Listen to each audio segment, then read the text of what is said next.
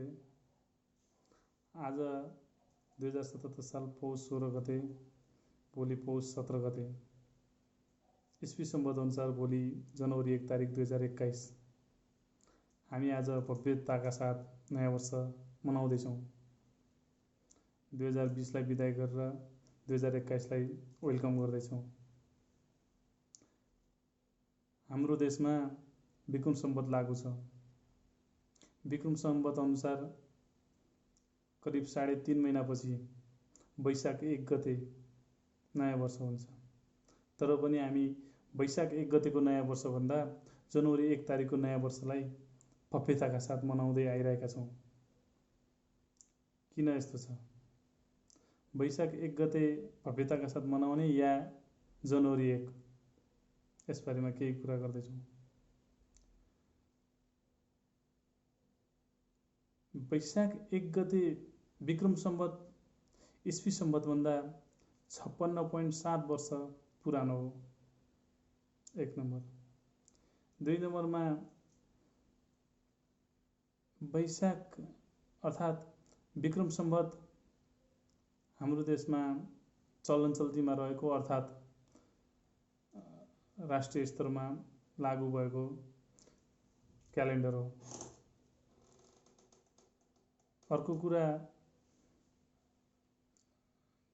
इस्वी सम्वत भन्दा विक्रम सम्वत शाश्वत छ।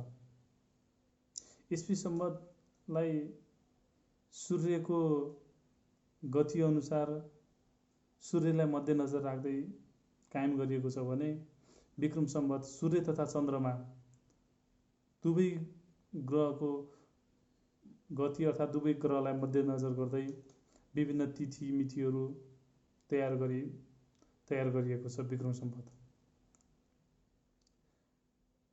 हामी विक्रम सम्वतको नयाँ वर्षलाई एउटा नयाँ वर्ष मात्रै नभएर एउटा पर्वकै रूपमा मनाउन सक्दछौँ।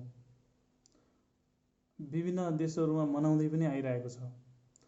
बङ्गलादेशमा पहेली वैशाख भनेर वैशाख 1 गतेलाई एउटा पर्वको रूपमा मनाउँछ। शुभ जात्रा भनेर जात्रा पनि मनाउँदछ। भारतकै विभिन्न ठाउँमा पहेली वैशाख भनेर वैशाख 1 गते एउटा पर्वको रूपमा पनि मनाउँदछ। एउटा पर्वकै रूपमा स्थापित इस्वी सम्वतभन्दा अझै पुरानो, इस्वी सम्वतभन्दा शाश्वत छ। तर पनि हामीले आफ्नै देशमा लागू रहेको एउटा क्यालेन्डरको नयाँ वर्षलाई भन्दा अन्य देशहरूमा लागू रहेको अन्य क्यालेन्डरको नयाँ वर्षलाई अर्थात् इस्वी सम्वतको नयाँ वर्षलाई भव्यताका साथ मनाउँदै आइरहेका छौँ। हामीले जबसम्म आफ्नोलाई माया गर्दैनौँ, आफ्नो मौलिकता, आफ्नो देश, आफ्नो देशको, आफ्नो घरको भनेर माया गर्दैनौँ, त्यसलाई नै प्राथमिकता दिनौँ, तबसम्म हाम्रो पनि प्रगति हुँदैन। हामीले किन आफ्नो आमाको जन्मदिनभन्दा अरूको आमाको जन्मदिनलाई प्राथमिकता दिने? युरोपियन कन्ट्रीमा कतै विक्रम सम्वत मनाइएको देखिन्छ र? देखिँदैन नि।